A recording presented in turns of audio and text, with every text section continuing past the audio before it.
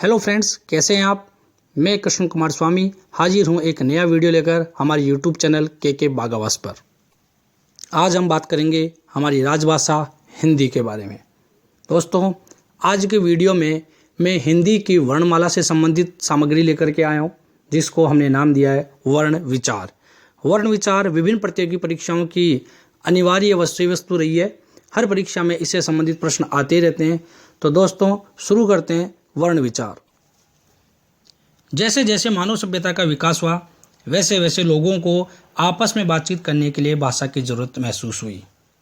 भाषा शब्दों के सार्थक मेल से बनती है, जबकि जो शब्द हैं वो वर्णों के सार्थक मेल से बनते हैं। अगर हम कहें कि वर्ण ध्वनि के लिखित रूप होते हैं, लेकिन जो अक्षर होते हैं वो उच्चारित रूप होते हैं। अर्थात जब हम किसी भाषा को जब लिखते हैं तो लिखते समय जब सबसे छोटी इकाई इस्तेमाल की जाती है उसको वर्ण कहते हैं। लेकिन जब हम किसी भाषा को बोलते हैं तो बोलते समय जो सबसे छोटी इकाई प्रयोग में ली जाती है उसको अक्षर कहते हैं। जब वर्णों को एक निश्चित क्रम में जमा दिया जाता है तो हमें जो श्रेणी प्राप्त होती है उसको वर्णमाला कहते हैं। अर्थात वर्णों के व्यवस्थित क्रम को, सुव्यवस्थित ढंग को वर्णमाला कहते हैं। आपको पता होगा हिंदी वर्णमाला में 11 स्वर होते हैं और 33 व्यंजन होते हैं। इस प्रकार कुल 44 मूल वर्ण होते हैं। हिंदी में कुल 44 मूल वर्ण होते हैं। स्वर और व्यंजन के अतिरिक्त वर्णमाला में एक भाग और होता है जिसको अयोगवाह कहते हैं। ये अयोगवाह वर्ण न तो स्वर होते हैं और न ही व्यंजन होते हैं। अर्थात न तो ये किसी के साथ जुड़ते हैं, इसलिए इनको अयोगवाह कहते हैं। अभी मैंने बताया भाषा की सबसे छोटी उच्चारित इकाई जिसको बोला जाता है वो ध्वनि होती है, जबकि सबसे छोटी लिखित इकाई जो लिखा जाता है उसको वर्ण कहते हैं। तो अभी तक हमने इतना ही देखा कि हिंदी वर्णमाला में कुल 44 मूल वर्ण होते हैं, जिसको हम स्वर और व्यंजन में बांटते हैं। इसके अलावा एक भाग और होता है जो अयोगवाह वर्ण कहलाते हैं। पहले बात करते हैं स्वर की। वे ध्वनियाँ जिनका उच्चारण करने के लिए दूसरे वर्णों की आवश्यकता नहीं पड़ती है, अर्थात जिनका उच्चारण स्वतंत्र रूप से किया जा सकता है, उनको स्वर कहते हैं। स्वर की संख्या 11 होती है। ए, आ, ई, उ, ए, आई, ओ, औ और री। ए, आ, ई, उ, ए, आई, ओ, औ और री। स्वर दो प्रकार के होते हैं, ह्रस्व स्वर और दीर्घ स्वर। ह्रस्व स्वर वे स्वर जिनमें दूसरे स्वर सम्मिलित नहीं होते हैं और जिनका उच्चारण करने में हमें कम समय लगता है, उसको ह्रस्व स्वर कहते हैं। ह्रस्व स्वर संख्या में 4 होते हैं। ए, छोटी ई, छोटा ऊ और री। ए, छोटी ई, छोटा ऊ और री, ये ह्रस्व स्वर हैं, 4 होते हैं। इनमें दूसरा स्वर नहीं जुड़ा हुआ होता है, इसलिए इनको एक मात्रिक स्वर भी कहते हैं। यानी कि जब मात्राएं गिनी जाती हैं तब इनको एक मात्रिक स्वरों में गिना जाता है। दीर्घ स्वर ये स्वर जो दूसरों से मिलकर के बनते हैं, यानी कि दो स्वर आपस में मिल जाते हैं और उनके उच्चारण में जब दुगना समय लगता है, उनको दीर्घ स्वर कहते हैं। इनको द्विमात्रिक स्वर भी कहते हैं क्योंकि इनमें दो दो स्वर आपस में मिले हुए होते हैं। ये संख्या में 7 होते हैं। आ, बड़ी ई, बड़ा ऊ, ए, आई, ओ, औ। आ, बड़ी ई, बड़ा ऊ, ए, आई, ओ, औ। तो हमने देखा स्वर दो प्रकार के हुए, ह्रस्व स्वर 4 होते हैं, दीर्घ स्वर 7 होते हैं। कुल स्वरों की संख्या कितनी हुई? 11। अभी मैंने बताया दीर्घ स्वर दो दो स्वरों से मिलकर के बने हुए होते हैं। तो पहले देखें, ए और ए मिलकर के आ बनता है। ई और ई मिलकर के बड़ी ई बनती है। ऊ और ऊ मिलकर के बड़ा ऊ बनता है। इसके अलावा ए और छोटी ई मिलकर के ए बनता है। ए और छोटा ऊ मिलकर के ओ बनता है। आ और ए मिलकर के आई बनता है और आ और ओ मिलकर के औ बनता है। फिर से देखें, ए प्लस ए बराबर आ, ई प्लस ई बराबर ई, ऊ प्लस ऊ बराबर ऊ, ई, ए प्लस ई बराबर ए प्लस ऊ बराबर ओ, आ प्लस ए बराबर आई और आ प्लस ओ बराबर औ। यहाँ पर ये जो लास्ट के 4 स्वर हैं इनको हम संयुक्त स्वर भी कहते हैं, क्योंकि इनमें दो अलग अलग प्रकार के स्वरों को आपस में मिलाया गया है। अयोगवाह वर्ण ये दो प्रकार के होते हैं। एक होता है अनुस्वार, जिसको हम अंग कहते हैं। दूसरा होता है विसर्ग, जिसको अह कहते हैं। विसर्ग का जो उच्चारण होता है वो अह होता है। तो अयोगवाह वर्ण दो प्रकार के हुए, अनुस्वार, अंग, विसर्ग, अह। अयोगवाह वर्ण स्वर के साथ प्रयुक्त होते हैं। ये अकेले प्रयुक्त नहीं होते हैं, इसलिए ये अयोगवाह कहलाते हैं, क्योंकि ये अकेले नहीं होते हैं। और ये सदैव दीर्घ स्वर माने जाते हैं। ये कभी स्वतंत्र प्रयोग में नहीं आते हैं। इनका उच्चारण हमेशा स्वर के बाद में होता है। अंग और अह का उच्चारण हमेशा स्वर के बाद में होता है, और ये कभी भी अकेले प्रयुक्त नहीं होते हैं, इसलिए इनको अयोगवाह वर्ण कहते हैं। अनुनासिक अनुनासिक वर्णों का उच्चारण मुख और नासिका की सहायता से होता है। ये न तो ह्रस्व स्वर होते हैं, न ही दीर्घ स्वर होते हैं।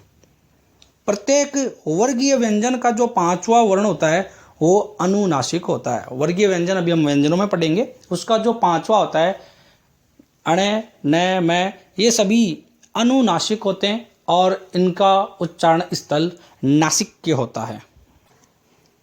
व्यंजन वे वर्ण जिनका उच्चारण स्वरों की सहायता से किया जाता है, यानी अगर स्वर हटा दिया जाए तो उनका उच्चारण होना मुश्किल हो जाता है, उनको हम व्यंजन कहते हैं। ये संख्या में 33 होते हैं। अब व्यंजनों को मुख्य रूप से हम 3 भागों में बांटते हैं: स्पर्श व्यंजन या वर्गीय व्यंजन, अंतस्थ व्यंजन और ऊष्म व्यंजन। स्पर्श व्यंजन, अंतस्थ व्यंजन, ऊष्म व्यंजन। पहले हम बात करें स्पर्श व्यंजन की। इनको वर्गीय व्यंजन भी कहते हैं। ये 25 होते हैं, और इनको 5-5 के 5 सेट में बांटा गया, यानी 5 वर्गों में बांटा गया। प्रत्येक वर्ग में 5-5 व्यंजन होते हैं। ये वर्ग हैं क वर्ग, च वर्ग, ट वर्ग, त वर्ग और प वर्ग। क वर्ग में क, ख, ग, घ, ण। च वर्ग में च, छ, ज, झ, ण। ट वर्ग में ट, ठ, ड, ढ, ण। त वर्ग में त, थ, द, ध, न। और प वर्ग में प, फ, ब, भ, म आता है। ये आप जानते ही हैं। इन प्रत्येक 5 वर्गों के जो अंतिम पांचवें अक्षर हैं, इनको अनुनासिक कहते हैं। इन 5 वर्णों को अनुनासिक कहते हैं। इसके बाद बात करें अंतस्थ व्यंजन की, तो ये संख्या में 4 होते हैं। अंतस्थ व्यंजन संख्या में 4 होते हैं। य, र, ल, व। य, र, ल, व, ये अंतस्थ व्यंजन है। फिर ऊष्म व्यंजन, ये भी 4 होते हैं। श, श, श, है। श, श, स, है। अंतस्थ व्यंजन 4 हुए, य, र, ल, व। ऊष्म व्यंजन भी 4 हुए, स, स, है।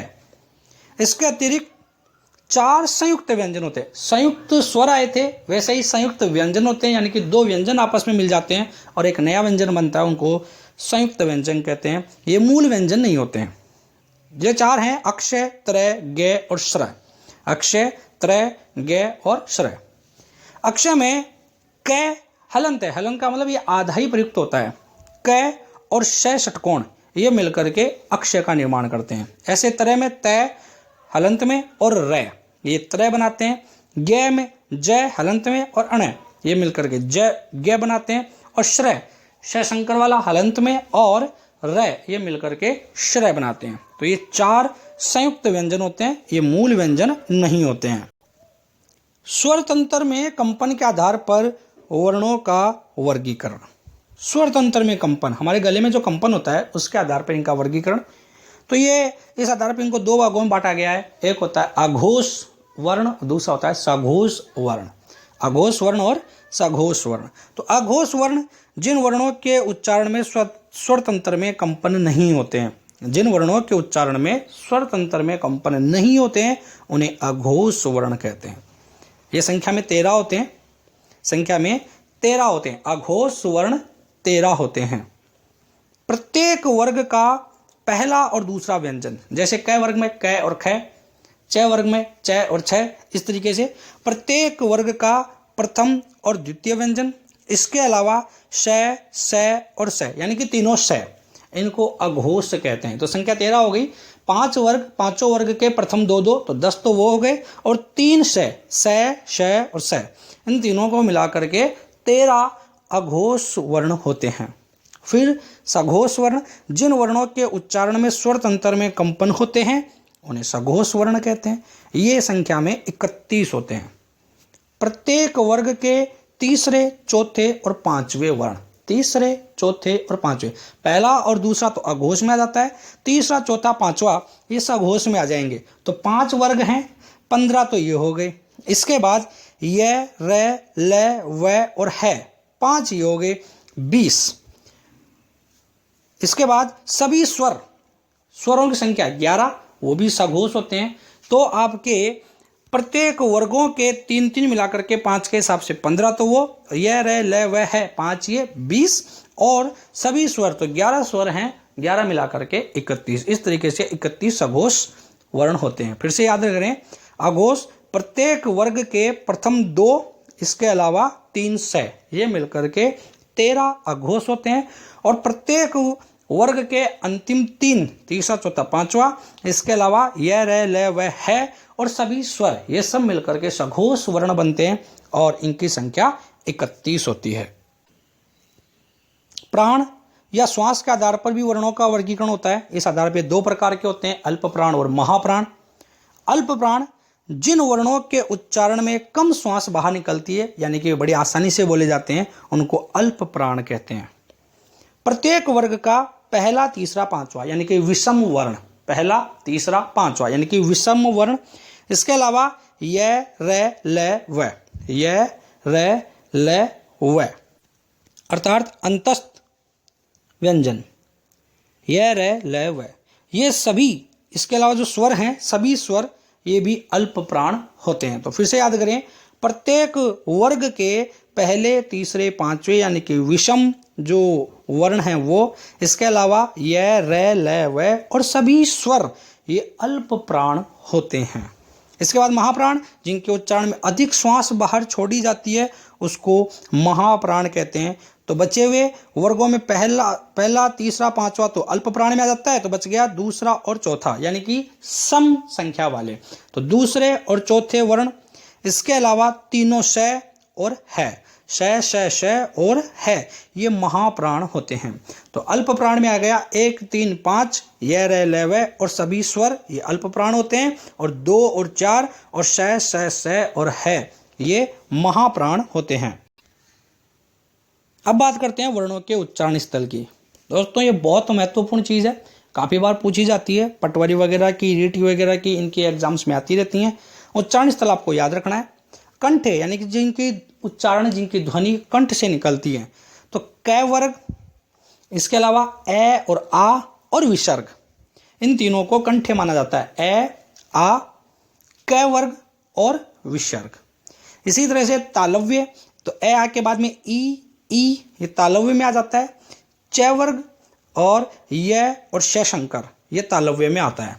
ए, आ, क वर्ग और विसर्ग ये कंठे में आते हैं। ई, च वर्ग और य और श शंकर ये तालव्य में आते हैं। इसके बाद मूर्धन्य, तो री, ट वर्ग और र और श षटकोण, री, ट वर्ग, र और श षटकोण ये मूर्धन्य होते हैं। इसके बाद दंत्य, त वर्ग, ल और स सरस्वती, त वर्ग, ल और स सरस्वती ये दंते में आते हैं। ओष्ठे, उ और प वर्ग, पूरा प वर्ग, उ और पूरा प वर्ग ये ओष्ठे में आते हैं। ए और ऐ कंठ तालु में, ओ, औ कंठोष्ठ में। दंतोष्ठ होता है व, केवल व दंतोष्ठ माना जाता है। इसके अलावा नासिके, ये मैंने आपको पहले बताया था, प्रत्येक वर्ग के अंतिम 5वें जो अक्षर हैं ये नासिके में आते हैं, तो ये 5 होते हैं। फिर से देख लें, कंठे में ए, आ, क वर्ग और विसर्ग, तालव्य में ई, च वर्ग, य और श, मूर्धन्य में री, ट वर्ग, र और श, दंते में त वर्ग, ल और श, ओष्ठे में उ और प वर्ग, कंठ तालु में ए, ऐ, कंठोष्ठ में ओ, औ, दंतोष्ठ में व और नासिके में अंतिम 5वें वर्ण। दोस्तों, उम्मीद है आपको ये वर्ण विचार का मेरा वीडियो समझ में आया होगा, आपको पसंद आया होगा। आखिरकार चलते चलते मैं इस वर्ण विचार से संबंधित कुछ महत्वपूर्ण बातें आपसे साझा कर लेता हूँ। हिंदी वर्णमाला में ए अक्षर की मात्रा नहीं होती है, ए अक्षर की कोई मात्रा नहीं होती है, इसलिए स्वरों की संख्या तो 11 होती है लेकिन कुल मात्राओं की संख्या 10 होती है, कुल मात्राएं 10 होती हैं। हिंदी वर्णमाला में कुल मूल वर्ण 44 होते हैं, मूल वर्ण 44 होते हैं, जिनमें 11 स्वर होते हैं, 33 व्यंजन होते हैं। यानी कि अगर हम विश्लेषण देखें तो स्वरों की संख्या 11 होती है, व्यंजनों की संख्या 33 होती है, संयुक्त व्यंजन 4 होते हैं जो अक्षय, त्रय, ग और शर होता है। अयोग व है 2 होते हैं जो अंग और अह होते हैं। इसके अलावा एक अलग प्रकार के व्यंजन होते हैं जिसको द्विगुण व्यंजन कहते हैं, इनकी संख्या 2 होती है। द्विगुण व्यंजनों की संख्या 2 होती है। एक तो होता है ड और एक होता है ढ, ड और ढ। इनसे किसी भी नए शब्द की शुरुआत नहीं होती है। इसके बाद में ऊष्म व्यंजन, ये 4 होते हैं, श श श और है। अंतस्थ व्यंजन 4 होते हैं, य र ल व। दोस्तों उम्मीद है आपको वीडियो बहुत पसंद आया होगा। वीडियो को बार बार देखें। आपके हिंदी के वर्ण विचार यानी कि वर्णमाला को मैंने अच्छी तरह से समझाने का पूरा प्रयास किया है और बहुत ही जल्द मैं हिंदी के और नई वीडियो लेकर के आऊँगा। तब तक आप इस वीडियो को बार बार देखें, सीखें और अपनी राजभाषा को, अपनी देश की भाषा को विकसित करें, अपने आप की समझ बढ़ाएं। धन्यवाद। अपने आसपास साफ सफाई बनाए रखें और हमारे नए वीडियो का इंतजार करें। इस वीडियो को अगर आपने पसंद किया तो लाइक करें, शेयर करें और हमारे चैनल को सब्सक्राइब करके हमारा हौसला बढ़ाएं। धन्यवाद।